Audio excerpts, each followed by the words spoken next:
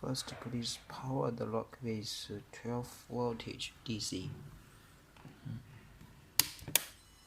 See, when the power on, the lock tongue will not move.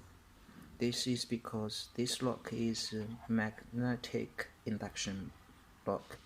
You have to use this plate to work with the lock together.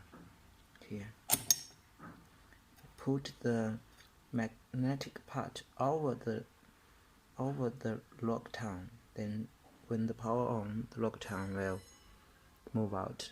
See, if you remove it, the lock tongue will go back. See?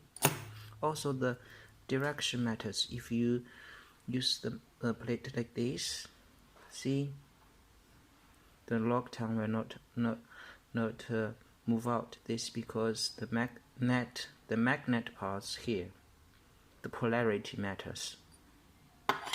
So you must test the lock with the magnetic part together. See, when power on.